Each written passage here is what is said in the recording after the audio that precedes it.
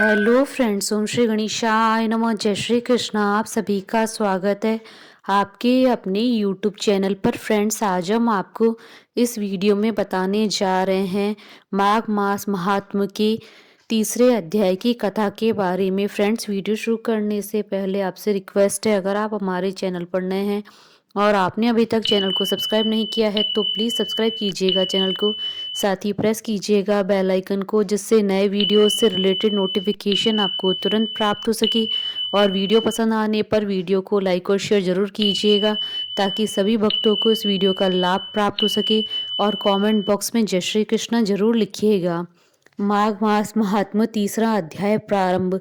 तब राजा दिलीप कहने लगे कि महाराज, यह पर्वत कितना ऊंचा और कितना लंबा चौड़ा है। तब वशिष्ठ जी कहने लगे कि 36 योजन, 1 योजन 4 कोस का होता है। ऊंचा ऊपर चोटी में 10 योजन चौड़ा और नीचे 16 योजन चौड़ा है, जो हरी, चंदन, आम, मदार, देवदार और अर्जुन के वृक्षों से सुशोभित है।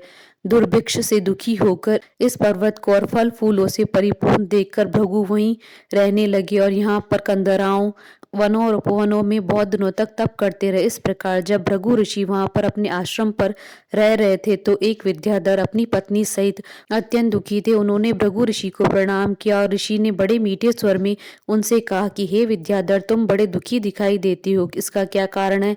तब विद्याधर कहने लगा कि महाराज, पुण्य के फल को पाकर, स्वर्ग पाकर तथा देव तुल्य शरीर पाकर भी मेरा मुख व्याघ्र जैसा है। मेरे दुख और अशांति का यही एक कारण है, न जाने किस पाप का फल है। मेरे चित्त की व्याकुलता का दूसरा कारण भी सुनिए। मेरी पत्नी अति रूपवती, मीठा वचन बोलने वाली, नाचने और गाने की कला में अति प्रवीण, शुद्ध चित्त वाली, सातों सुरों वाली, वीणा बजाने वाली, जिसने अपने कंठ से गाकर नारद जी को प्रसन्न किया, नाना स्वरों के नाच से वीणा बजाकर कुबेर को प्रसन्न किया, अनेक प्रकार के नाच ताल से शिवजी महाराज भी अति प्रसन्न और रोमांचित हुए। शील, उदारता, रूप तथा यौवन में स्वर्ग की अप्सरा भी इस जैसी नहीं है। कहाँ ऐसी चंद्रमुखी स्त्री और कहाँ मैं व्याघ्र मुख वाला, यही चिंता सदैव मेरे हृदय को जलाती है। विद्याधर के ऐसे वचन सुनकर तीनों लोगों की, भूत, भविष्य और वर्तमान की बात जानने वाले तथा दिव्य दृष्टि वाले ऋषि कहने लगे कि हे विद्याधर, कर्म के विचित्र फलों को प्राप्त होकर ज्ञानी पुरुष भी मोह को प्राप्त हो जाते हैं। मक्खी के पैर जितना विष भी प्राण लेने वाला हो जाता है। छोटे छोटे पापों का फल भी अत्यंत दुखदायी होता है। तुमने माघ मास की एकादशी का व्रत करके द्वादशी न आने तक शरीर में तेल लगा, इसी पाप कर्म से तुम व्याघ्र हुए। एकादशी के दिन उपवास करके द्वादशी को तेल लगाने से राजा पुरुरवा ने भी कुरूप शरीर पाया था। तब वह अपने कुरूप शरीर को देखकर दुखी होकर हिमालय पर्वत पर देव सरोवर के किनारे गया। प्रीति पूर्वक शुद्ध स्नान कर कुशा के आसन पर बैठकर भगवान कमल नेत्र, शंख, चक्र, गदा, पद्म के धारण करने वाले, पीतांबर पहने, वन माला धारण किए हुए विष्णु का चिंतन करते हुए राजा पुरुरवा ने 3 मास तक निराहार रहकर भगवान का चिंतन किया।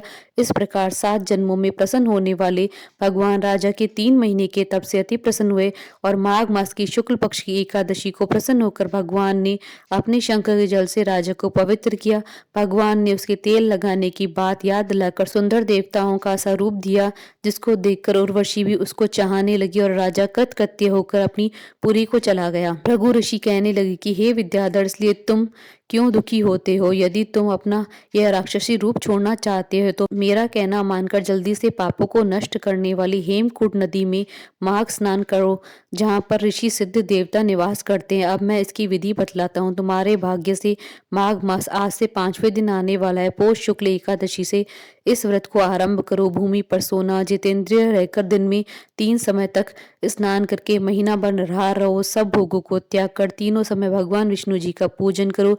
जब तुम द्वादशी को शिवजी स्तोत्र और मंत्रों से पूजन करोगे तो तुम्हारा मुख देखकर सभी चकित हो जाएंगे और तुम अपनी पत्नी के साथ सुखपूर्वक क्रीड़ा करोगे। माघ मास के प्रभाव को जानकर सदा माघ मास में स्नान करो। पाप दरिद्रता से बचने के लिए मनुष्य को सदा यत्न से माघ मास में स्नान करना चाहिए।